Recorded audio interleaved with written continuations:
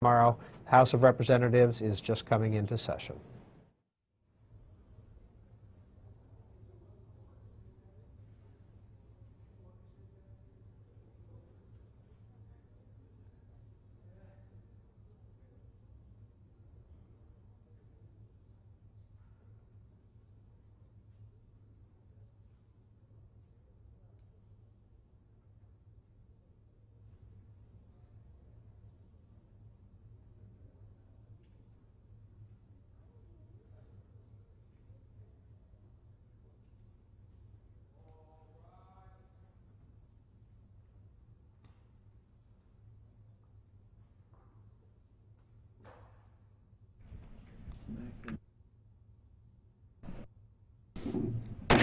House will be in order.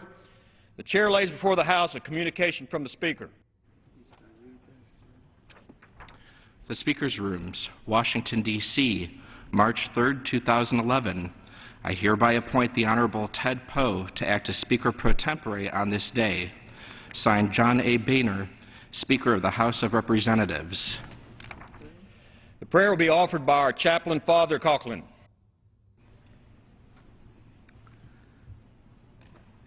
Lord God, so caught up in the problems and responsibilities of human life and the common good of the nation, Congress takes a moment to turn to you. Our selective memory recalls only pieces of the past. With limited vision of the future, we glimpse only some of the consequences of our actions or our failure to act today. But in you is found the beginning and the end of everything. Be present to us in this our day.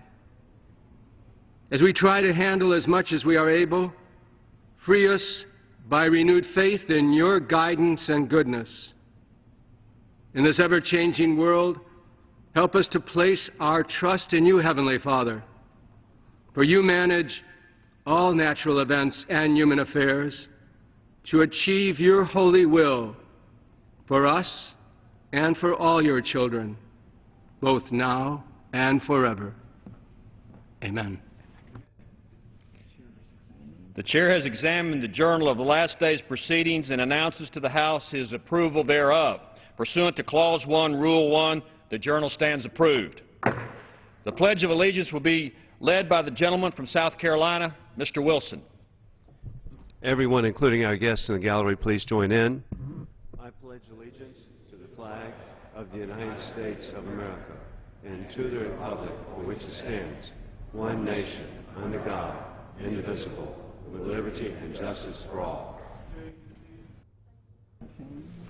The chair will entertain up to 10 requests for 1-minute speeches on each side of the aisle. For what purpose does the gentleman from South Carolina seek recognition? The Speaker asks permission to address the House for 1 minute, revise and extend my remarks. Without objection.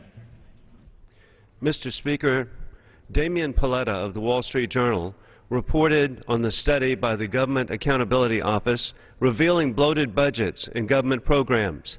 The study examined a number of federal agencies and found duplicative overlaps leading to wasteful spending of the taxpayers' money. The GAO found inefficiencies with 82 federal programs to improve teacher quality, 56 programs to help people gain a working knowledge of finances, and 47 federal programs for job training and employment. The study concluded the effectiveness of many of these programs has not been assessed. At a time when the President proposes trillion-dollar deficits, the federal government cannot afford to be throwing away the people's money on wasteful programs. Efficiency should be at the forefront of all federal spending to promote small business job creation. I commend the efforts of Senator Tom Coburn of Oklahoma for being a driving force behind the study to uncover the overlapping of these programs. In conclusion, God bless our troops, and we will never forget September 11th and the global war on terrorism. For what purpose the gentleman from California rise?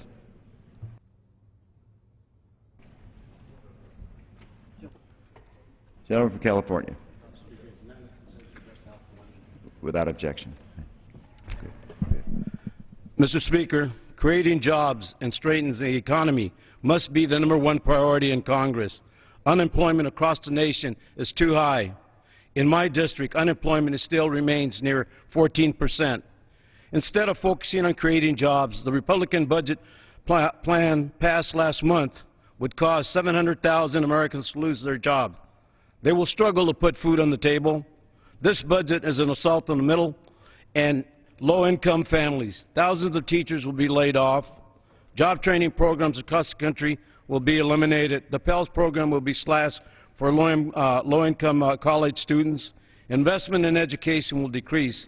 And now the Republicans are proposing yet another tax on middle-class families to pay for the 1099 reporting fix.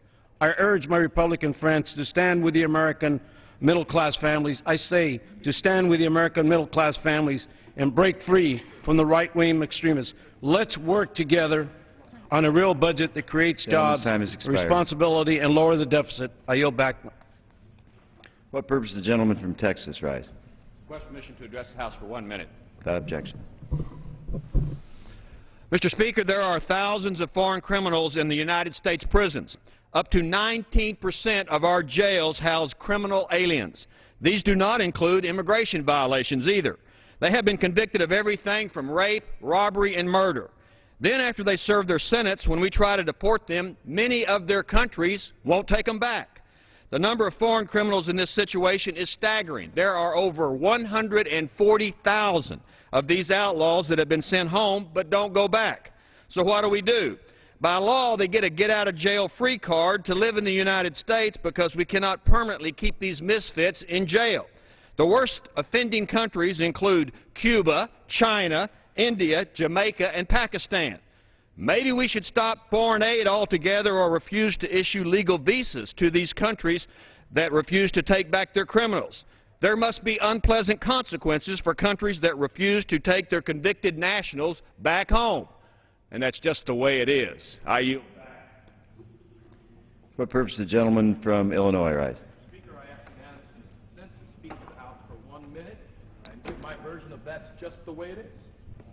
Without objection. Mr. Speaker, unemployment rates are too high in our nation, around 9% nationally, and within minority populations, that rate is even higher. Finding a job is already difficult for hundreds of thousands of Americans, yet a growing number of employers are excluding jobless applicants from consideration, making the job search nearly impossible for those who are unemployed. Companies have begun to post descriptions of vacancies, including statements like, "Unemployed applicants will not be considered," or "must be currently employed," leaving those in the most dire need of a job high and dry. It's a practice that I utterly oppose.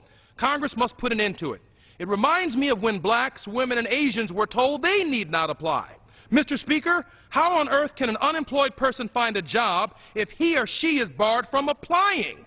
Unemployment discrimination is as profound as racial discrimination. This is an appalling form of discrimination that deeply harms all Americans, hinders companies from finding the best workers, and further disables our economy. It should not be tolerated in America or anywhere else. I again call on those plagued by unemployment and joblessness to send me their resumes and their stories to resumesforamerica@mail.house.gov. What purpose does the gentleman from Indiana rise? Mr. Speaker, I ask unanimous consent to address the House for 1 minute, rising to my remarks. Without objection. Thank you, Mr. Speaker. 2 weeks ago, after 90 hours of debate, House Republicans in this majority passed a long-term funding resolution that found more than $100 billion in savings off the President's budget. It defunded their government takeover of health care. It even denied all federal funding to Planned Parenthood of America.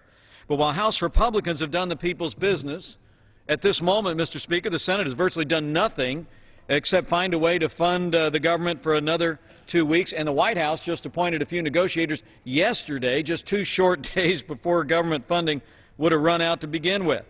Well, look, the patience of the American people is wearing thin, and so is mine. Our nation is facing a fiscal crisis of epic proportions, $1.65 trillion in deficits this year, $14 trillion national debt. The time to put our fiscal house in order is now. No more delays. No more kicking the cans. Let's have the debate. Let's hash it out. Let's defund Obamacare. Let's defund Planned Parenthood. And let's use this moment to have this fight to make a down payment on restoring fiscal sanity to Washington, D.C. And I yield back. Gentleman from Georgia, arise. Speaker, asking unanimous consent to address the House for 1 minute, revise and extend. Without objection. Mr. Speaker, I rise today in support of America's ports, especially the one in Savannah, Georgia.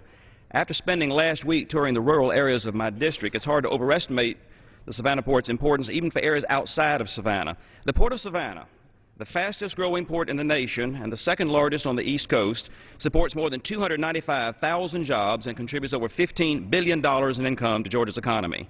But it's also a major economic hub for a 26-state region that stretches deep into the midwestern part of the country. Farmers, manufacturers, and miners ship product in and out of the port, and for thousands of small businesses around the country, the Savannah port's their sole access to the rest of the world. Let's make sure our goods can reach international markets and get America back to work. I urge my colleagues to invest in our ports so that we can compete in today's economy and in the economy of the future. And with that, I yield back. Gentleman from Texas, arise. Mr. Speaker, I rise to address the House for 1 minute and to revise and extend. Without objection. Good morning, Mr. Speaker. On February 23rd, the Justice Department announced it would no longer defend the Defense of Marriage Act. The Defense for Marriage Act was a bipartisan effort to preserve the sanctity of marriage that, among other things, defined marriage as a legal union between a man and a woman. The Attorney General and President have independently determined that this is unconstitutional. Anyone who's taken a civics class or government course will tell you that's not the President or the Justice Department's job. It's the Supreme Court's job. This is an express violation of the separation of powers principle found in the Constitution, and it presents a dangerous precedent for future administrations to follow. Regardless of where you stand on this issue, whether marriage is a biblically sanctioned union between a man and a woman or otherwise, there can be no doubt that this power grab by the President and Justice Department is not what our Founding Fathers intended when they created the checks and balances system of our Constitution. The Obama administration, if it disagrees with the law passed by Congress and signed by a previous president, it should use the legislative process to change that law, not usurp the power of another branch of government. This is not a gay rights issue. This is a separation of powers issue. Thank you very much. I yield back. What purpose, the gentleman from Arizona, rise. Unanimous consent to address the House for 1 minute. Without objection. Thank you. Mr. Speaker, I rise today to congratulate the Nogales Apaches on winning the Arizona State High School Division 4A basketball championship. The Apaches' victory over Scottsdale Saguaro to win the title on Saturday came after their upset victory of top-ranked Glendale Callis team on Thursday. The win marked the first time in 28 years that a Nogales school had reached a championship game in any sport, so this is a particularly gratifying victory. Coach Ricardo de la Riva deserves a great deal of credit for leading his team through the season, through the upset victories, and through a long process of building a successful and cohesive team. This is a group that truly plays with heart, represents the best of the community, as shown by the 7 busloads of fans who traveled several hours from Nogales to Glendale for the championship game. As Coach De La Riva told the Arizona Daily Star, this is a true team. We have no stars, we don't have egos, we just play. His team reminds us of what scholastic sport is all about. I join with everyone else in congratulating the school, the team, and the community of Nogales and Santa Cruz. Congratulations. I yield back. What purpose, the gentleman from Indiana, rise. Mr. Speaker, I ask unanimous consent to address the House for 1 minute to revise and extend my remarks. Without objection. Mr. Speaker, you know, we have severe economic problems in this country. I think everybody understands that. But there's an economic problem staring us in the face that people may not really be aware of yet, and that is the cost of energy. We're not drilling here. We're not drilling in the Anwar off the coast of continental shelf, not in the Gulf of Mexico. We're not doing anything to become energy independent. And right now in the northern tier of Africa and in the Middle East, there's all kinds of conflict. And if the Straits of Hormuz, if the Persian Gulf or the Suez Canal are blocked in any way, we could lose 30% or more of our energy. The lights in this place, the gasoline that we buy would be maybe double what it is today, and the impact on this economy would be unbelievable. And yet we're not doing a thing about it. The President, in my opinion, Mr. Speaker, is being derelict in his responsibility in making sure that we're moving toward energy independence. They talk about windmills and solar and nuclear, and that's all great. But that's going to take a lot of time. We have a tremendous amount of energy in this country, and we could be energy independent within 10 years if we get on with it. We're too dependent on foreign energy. It's dangerous. What purpose does the gentleman from Louisiana rise? Mr. Speaker, I request to address the House of Revisers. Without objection. Mr. Speaker, my Republican colleagues came down here yesterday and will do so again today like a well-rehearsed choir, singing the same song. Repeal the 1099 provision. Repeal the 1099 provision. They sang it in perfect harmony. However, they conveniently left out two verses. One, last year, 239 Democrats and only 2 Republicans voted to repeal it. Second, they will pay for the repeal by reaching into the pockets of working Americans and yanking out $25 billion. That's just wrong. So, Mr. Speaker, I remind my colleagues that their song has 2 additional verses. Just because they won't sing about their tax increase doesn't mean the American people won't feel it. I, too, want to repeal the 1099 provision, but this is not the way to pay for it. Mr. Speaker, I yield back because I will not be a co-conspirator to snatching $25 billion out of the bank accounts of hard-working Americans. What purpose does the gentleman from Minnesota rise? Revise and extend and address the House for 1 minute. Without objection. Mr. Speaker, we've now entered about the 55th day when the Republican majority has been in control of the House, and they've yet to introduce a single bill to create a single job for anyone, anywhere. The Republican majority has, however, introduced cuts to our national budget that will take away vital programs and cut jobs. Cut jobs like cops and nurses and teachers and things like that. The Republican majority doesn't seem to be interested in jobs, and their no-job agenda will not escape the view of the American people. The American people sent us all here to make sure that we have a more perfect union, that we have prosperity in our land. We don't have it because unemployment is just too high, and the Republican majority is not doing a thing about it. It's time to get on with the business of creating jobs and get rid of the Republican no-job agenda. And I yield back. What purpose does the lady from Maryland rise? Without objection. Thank you, Mr. Speaker. Well, here we are. It's 8 weeks into the 112th Congress and still not a single Republican proposal to create jobs and strengthen our economy. No jobs proposals and no jobs. Instead, we have a series of reports stating really clearly that the Republican slash-and-burn budgets would eliminate jobs, hundreds of thousands of them, and send our economy spiraling back into recession. Even Goldman Sachs says that the Republican continuing resolution would depress economic growth by 2% and raise unemployment by 1%. Mark Zandi, the economist, notes that this slash-and-burn idea of spending would cost our country 700,000 jobs. So here we are again, 8 weeks into the new leadership, and all we get is negative growth and job loss. So, Mr. Speaker, where are my colleagues? They need to get serious about creating jobs, strengthening our economy, and ensuring long-term growth for our children and grandchildren. I'd urge us to get together, House Democrats, Senate Democrats, and Republicans, in a good-faith effort to pass a funding bill for the remainder of the year that really guarantees our future and creates jobs for our economy. The American people cannot afford to send our economy sliding backwards, and with that I yield. What purpose does the gentleman from Tennessee rise? Address the House for 1 minute. Without objection. Thank you, Mr. Speaker. St. Jude Children's Research Hospital is located in Memphis, Tennessee. It is, according to U.S. News and World Report, the world's greatest children's and catastrophic illness research hospital. The Republican budget that passed this House talks about a lot of issues, but it cuts $2.5 billion from the President's request for the National Institute of Health.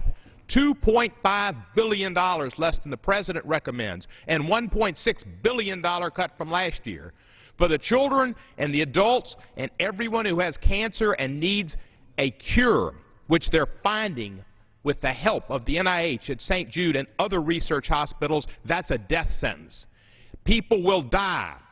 And if there's a place the Republicans should not cut, Mr. Speaker, it's at NIH grants to find cures for cancer, for Alzheimer's, for Parkinson's, for diabetes, for heart disease. I ask you for the living Americans to not cut grants to the National Institute of Health and let us have lives that go further than they otherwise would because of these crippling, catastrophic illnesses. I yield back the remainder of my time. Thank you, Mr. Speaker.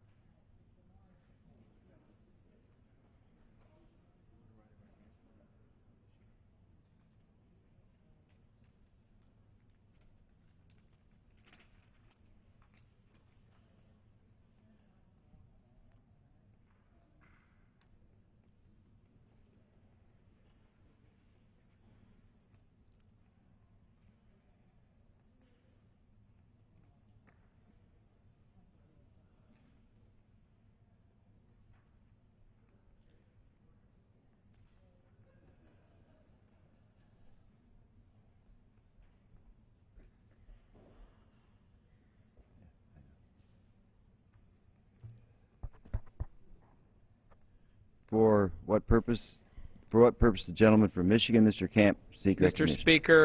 Mr. Speaker, pursuant to House Resolution 129, I call up the bill H.R. 4 to repeal the expansion of information reporting requirements for payments of $600 or more to corporations and for other purposes and ask for its immediate consideration.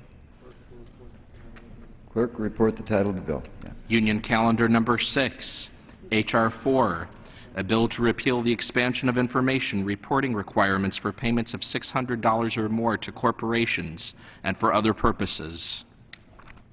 Pursuant to House Resolution 129, the amendment in the nature of a substitute consisting of the text of the amendment recommended by the Committee on House Ways and Means is printed in H.R. 705 is adopted and the bill as amended is considered read. The gentleman from Michigan, Mr. Camp, the gentleman from Michigan, Mr. Levin, will each control 75 minutes. The Chair recognizes the gentleman from Michigan, Mr. Camp. Mr. Speaker, I ask unanimous consent that all members may have 5 legislative days within which to revise and extend their remarks and include extraneous materials on H.R. 4. Without objection. Mr. Speaker, I yield myself such time as I may consume. Proceed.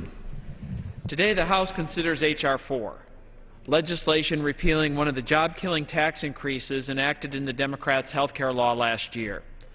This legislation provides a pathway to achieving a goal that is shared by Republicans and Democrats in the House and Senate alike, and by the Obama administration, repealing the Form 1099 reporting requirements enacted last year. Before I get into the details of H.R. 4, I'd like to take a moment to recognize and commend my colleague and friend, Congressman Dan Lundgren of California. He first brought this issue to light, and through his hard work, we're here today to vote on a bill that has enjoyed strong bipartisan support. We've been here talking about 1099s before.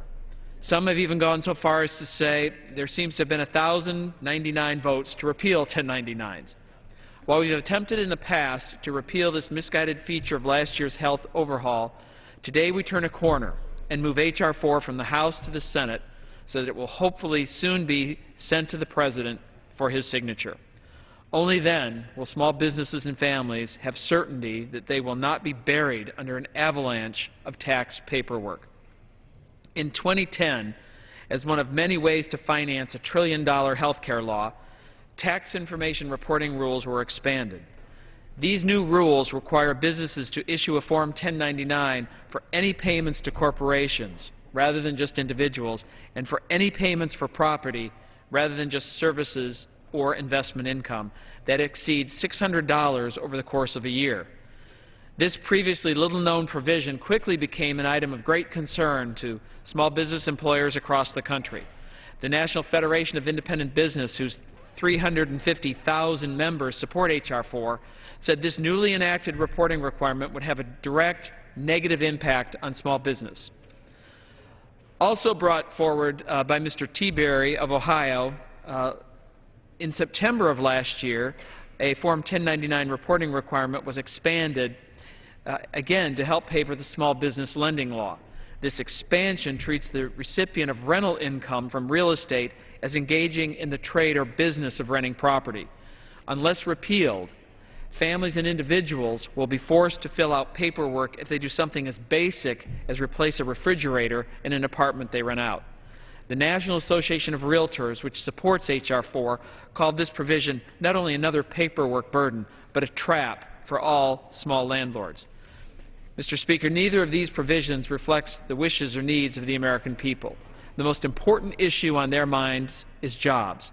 Let me say it again, jobs, jobs, and jobs.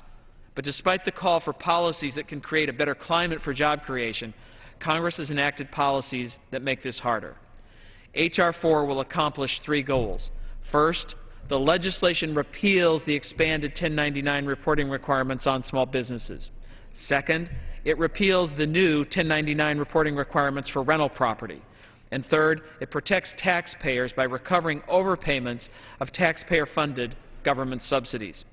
What that means, and I know we're going to hear a lot about it from the other side today, is that if this bill passes, anyone earning more than 400% of poverty, nearly $95,000 for a family of four in 2014, and who is ineligible for the exchange subsidies under the 2010 health care law, will now be required to pay back all, not just some, of the improper payments. I'd like to note that this is the same level Democrats used in the original law enacted last March. And for those earning less than 400% of poverty, the level of repayment of those overpayments is also increased.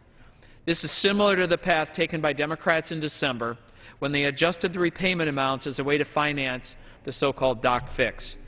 Now, I noticed yesterday that there was a lot of huffing and puffing on the floor about alleged tax increases in H.R. 4. I want to be sure to clear up any confusion on this point.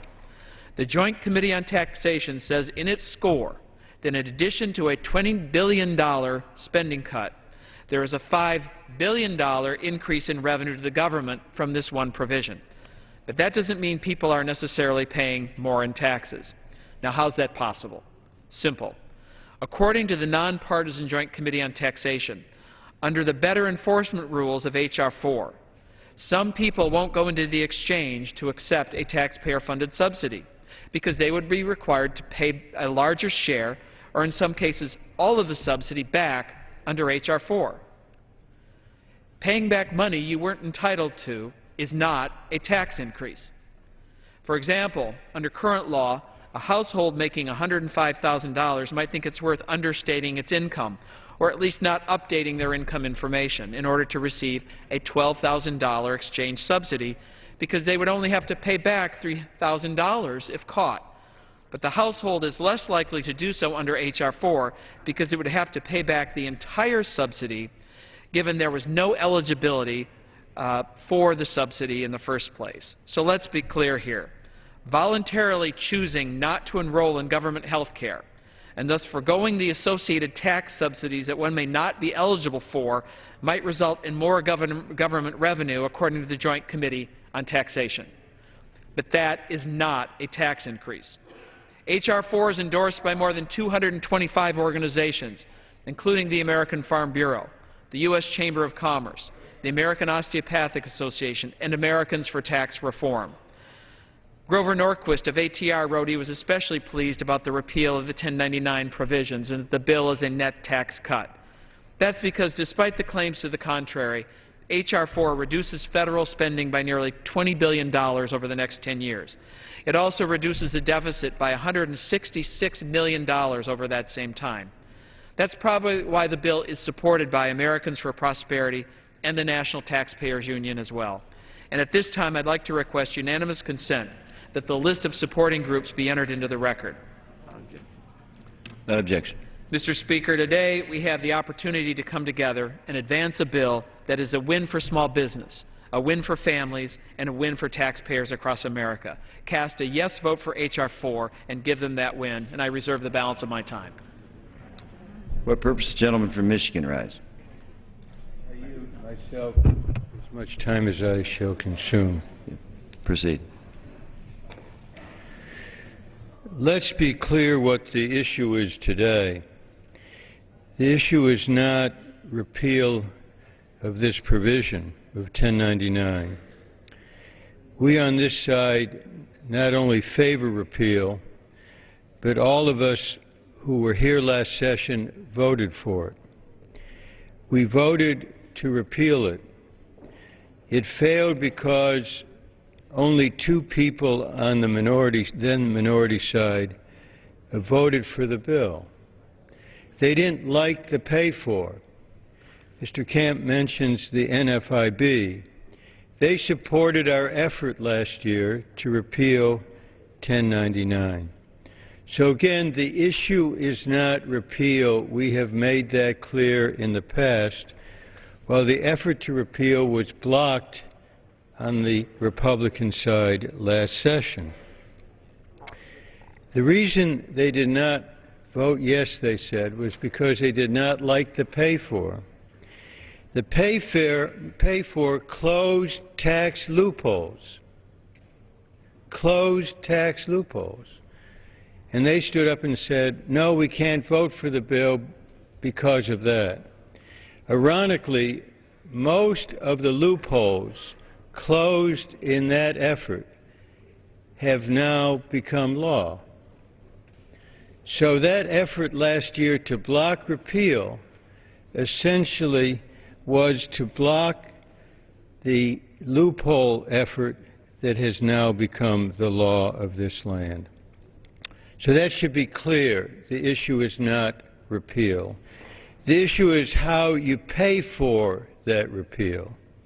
The Senate has now voted to repeal 1099, and apparently the now majority does not like the pay-for in the Senate bill. So what does this bill provide? Well, in very simple terms, in clear terms, in unmistakable terms, the pay-for is an increase on middle-income families. It increases how much they will have to pay to the IRS if their income increases over what was projected when they would have obtained health insurance. And let me be very clear. The people were playing by the rules once the law became effective. It wasn't that they were ineligible. They were eligible, period. So no one should say they were not eligible, that somehow they misled, that somehow they misrepresented. No, these are middle-income families who would have become eligible playing by the rules. So this is a tax increase, if this bill becomes effective, on middle-income families in future years. And mostly it will be on families with incomes between $88,000 and $110,000. These are estimates.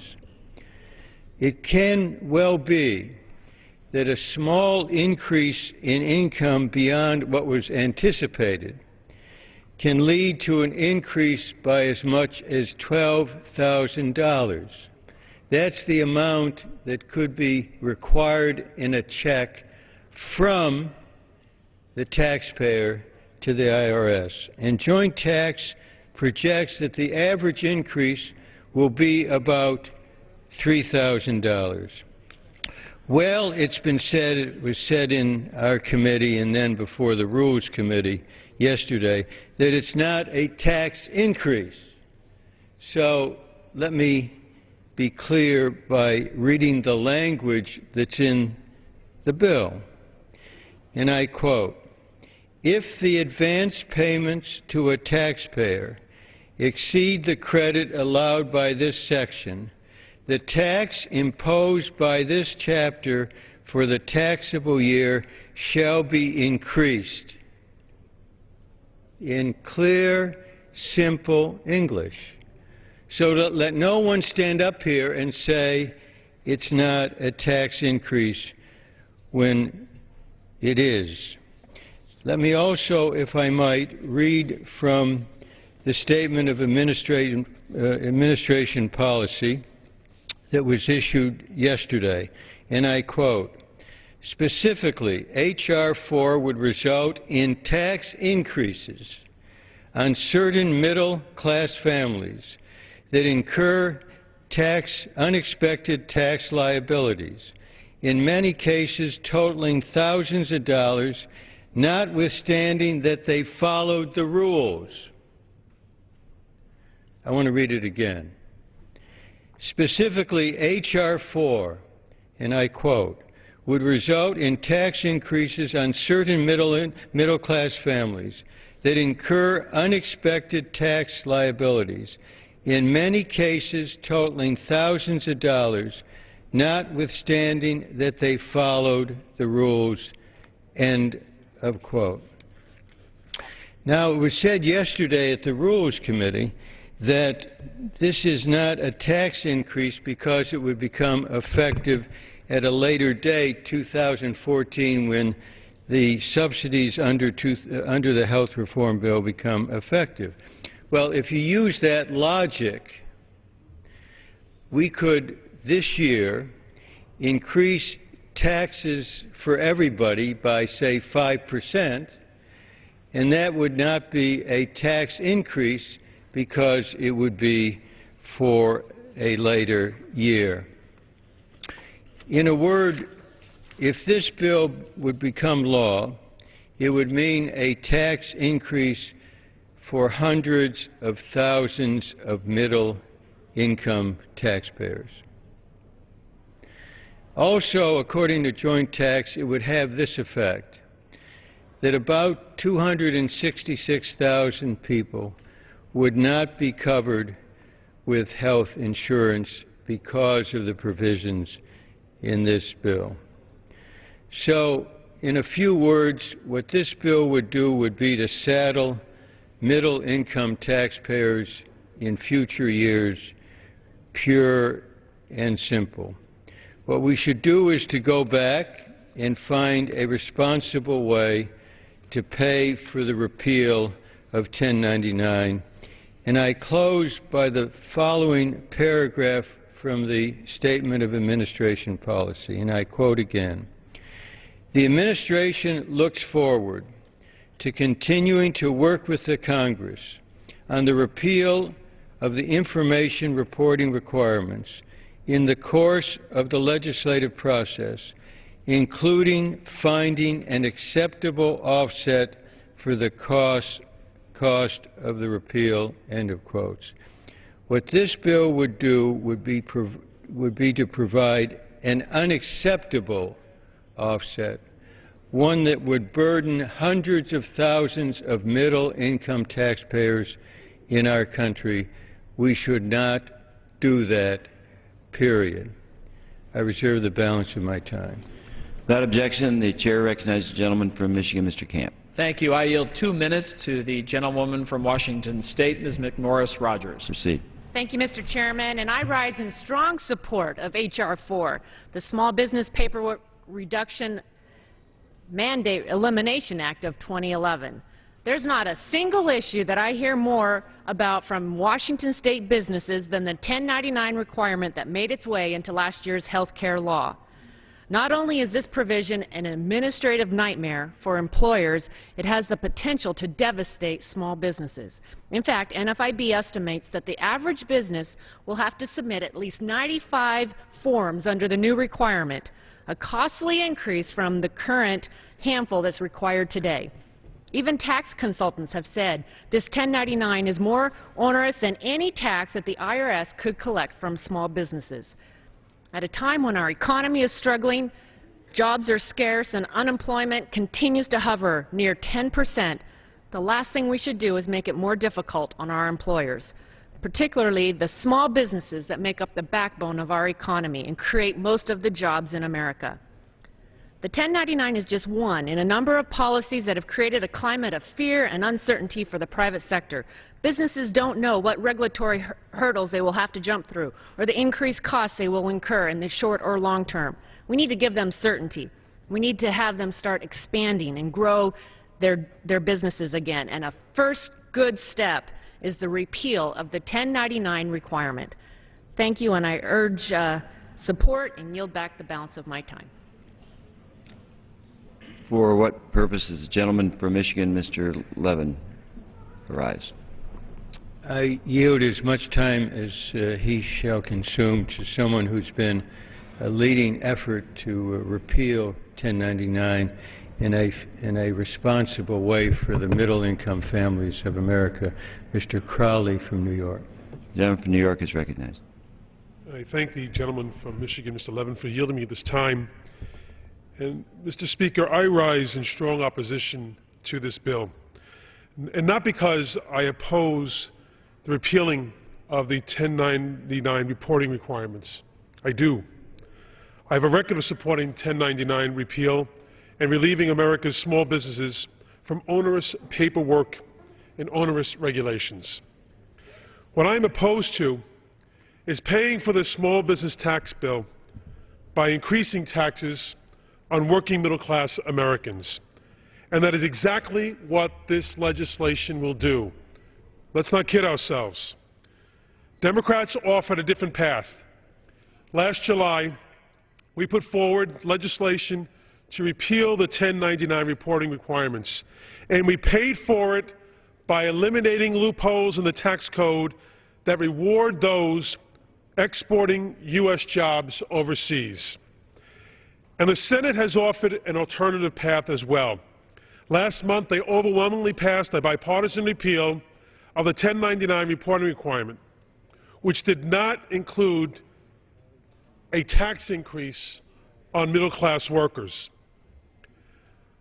But my Republican colleagues in the majority here in the House, who have continually preached lower taxes, less regulation, and fiscal discipline, have refused either of these alternative approaches. Instead, my Republican colleagues are forcing a vote today on H.R. 4, a measure that will impose a $25 billion new tax on middle-class families. Yes, you heard that right. It is only 59 days since my Republican colleagues have assumed majority control of the House of Representatives, and they are already breaking their campaign pledge of no new taxes, a pledge that 234 of 241 sitting Republican members of the House signed.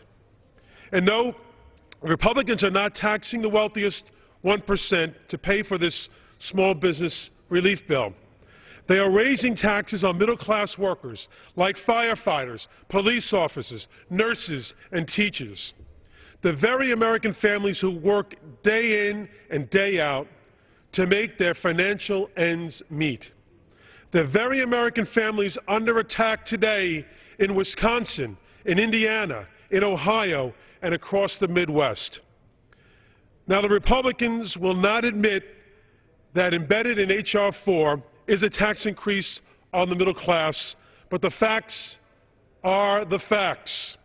The Joint Committee on Taxation says the Republican bill is a tax increase.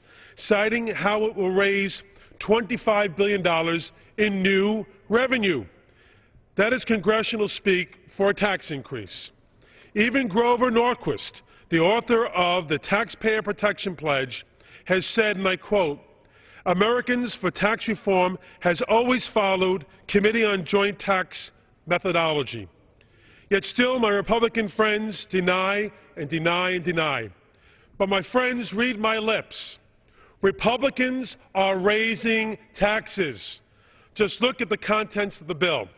Under the Democratic Health Reform Law, an American family of four earning $88,000 a year is obligated to pay no more than 9.5% of their income on health care premium costs.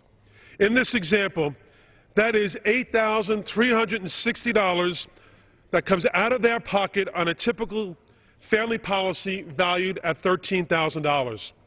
So the family would pay out of their pocket $8,360 in annual premiums for their health care coverage, and the federal government would provide a tax credit, not a subsidy, a tax credit valued at $4,640 to cover the rest. These are not subsidies, but tax credits to working people. They work exactly like the child tax credit or the tax credit to make college more affordable. How many of all of our constituents use those tax credits? Do they believe it's a form of welfare? I don't think so. They understand the difference between a subsidy and a tax credit. These are not subsidies to the middle class. They are tax credits for the middle class. These are tax relief measures for the middle class. The Affordable Care Act also ensures that the federal funding going towards a family's health premium is paid directly to the insurance carrier, to the insurance company, not to the family. In short, the family receiving this tax credit will never, ever personally touch that money. Not a single dime do they feel. It never transfers through them. However, under the Republican bill, H.R. 4, if that very same family that earns $88,000 and the breadwinner in the family is called into the boss's office, and the boss says, you know what, you're on your track to management. You're doing such a great job. We're going to give you a $250 bonus. Take the family out to dinner. It's the holiday season. And you're all overjoyed. You go back to your family and say, I'm management material. I got a $250 bonus. I'm taking everyone out to dinner tonight. Well, here's the rub. You would go from the 398th percentile of poverty, federal poverty level, to the 401st percentile of the poverty level. And when that happens, you would then owe the federal government for that $250 bonus. In April of the next year, the federal government say, not so fast. You owe us $4,640 to make up for your having access to those tax credits. That's right. They'd have to pay back every single dime that went directly to their health insurer, to their health insurance company, when a dime never crossed their fingers. Not a single dime crosses their fingers. Say it ain't so, Joe. That's what families back home in my district are saying, but I can't. It's true. The Republicans are raising taxes. The 1099 provisions should be repealed. I agree with that. But not on the backs of middle-class workers and middle-class Americans. And I thank the gentleman for yielding me the time, and I yield back. The chair recognizes the gentleman from Michigan, Mr. Camp. Before yielding to the gentleman from California, I yield myself such time as I may consume and just say that the example the gentleman from New York cited, that if the family or individual honestly reported their income without this change that we're proposing today, they'd still have to repay the entire amount of the subsidy to the government. Gentleman yield? No, I will not yield. And let me just say, to submit for the record, unanimous consent, a letter from Americans for Tax Reform that says this legislation is not a tax increase and is not a violation of the Taxpayer Protection Pledge. And with that, I yield to the Gentleman from California, a member of the Ways and Means Committee, 2 minutes. Without objection. Mr. Speaker, I rise in strong support of H.R. 4. Coming from a small business background myself, I know personally the paperwork burden that misguided government regulations impose on our nation's entrepreneurs and job creators. If the expanded 1099 reporting requirement in the Democrats' health care law takes effect, it will be one of the most far-reaching and burdensome unfunded mandates ever created. Small businesses will be required to fill out hundreds or even thousands of these forms every year. Yet the revenue supposedly raised by this reporting amounts to less than 1% of the estimated annual tax gap. This 1099 rule is devastating to small businesses, and it must be repealed now. H.R. 4 addresses the budgetary costs of repealing the 1099 requirements by cutting wasteful government spending. The Democrats' health law provides subsidies for low-income people to buy health insurance, but if their income goes up and they don't need help anymore, they still get to keep a large portion of the subsidy. Getting rid of excess subsidies is not a tax increase. It's simply being responsible with the taxpayers' money. Mr. Speaker, the American people have told us they want two things: more jobs and less spending. The bill before us advances both of these goals, and it deserves the support of every member of this House. I yield back the remainder of my time. The chair recognizes the gentleman from Michigan, Mr. Levin. I yield myself such time as I shall consume. Without objection, the gentleman proceed. You know, there's been a reference here to taxpayers who did not honestly report their income. I must say that that's a grievous misstatement. The way this works, or will work, is that people will report their income honestly, and they do so based on their taxable income of a particular year. The problem with this bill is that if the income often unexpectedly goes up in a subsequent year, how much will the taxpayer be required to pay to the IRS? That's what the issue is. And as Mr. Crowley said, there are other programs where people report their income, they report it honestly, and then there's a change, and the question is whether they should have to later pay some income tax to the IRS, and if so, how much. What this bill does in its present form is to recreate a cliff which we smoothed out in previous legislation. And the cliff is 400% of poverty. And if unexpectedly you go over that amount in a subsequent year, essentially what this provision would say is that the middle income taxpayer would have to pay far, far more in taxes in that subsequent year. And the burden would essentially be on middle income taxpayers. That's undeniable. It would be on income from people who are honest, who are middle income taxpayers. So I hope no one will use the term ineligible or use the term dishonest. That's selling short the people of this country, the middle income taxpayers. And indeed, the effort of 1099 was to make sure that smaller businesses and others reported accurately their income. That was its purpose. Now, it's clear that the way it was devised created all kinds of problems in terms of management of the small business.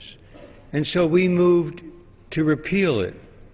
But it's ironical if essentially 1099 is now used by repealing it, when the effort was to have people honestly report their income, to essentially penalize people, middle-income taxpayers, who honestly reported their income and became eligible for a tax credit.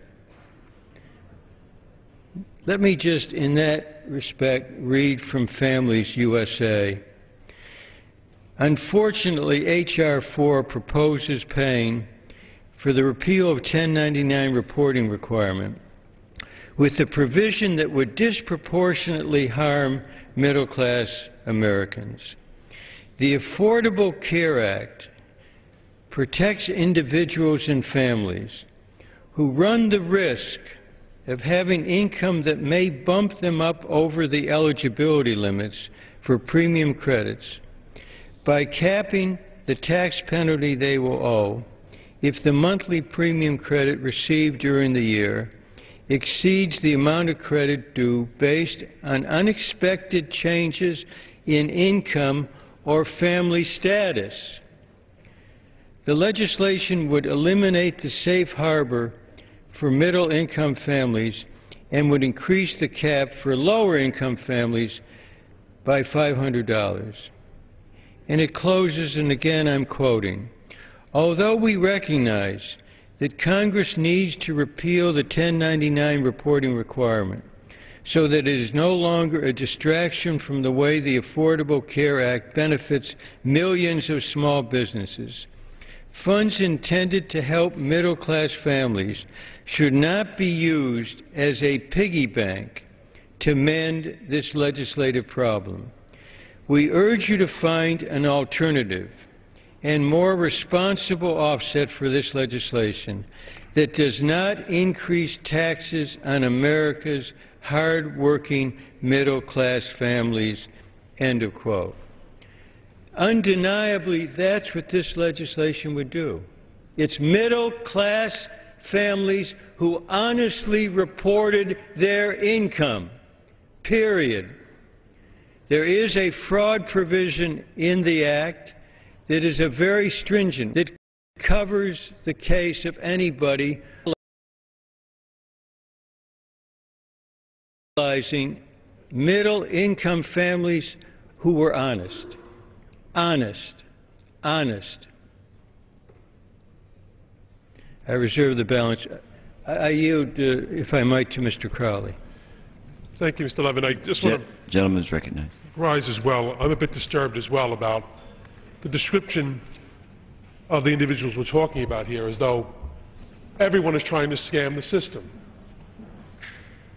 I would just point out that in the bill that was supported last year bipartisanly by both Democrats and Republicans, with every Republican but one, in H.R. 4994, in a bill that we passed to eliminate the cliff and eliminate the possibility of a massive increase in taxes on the middle class. So we've already addressed this.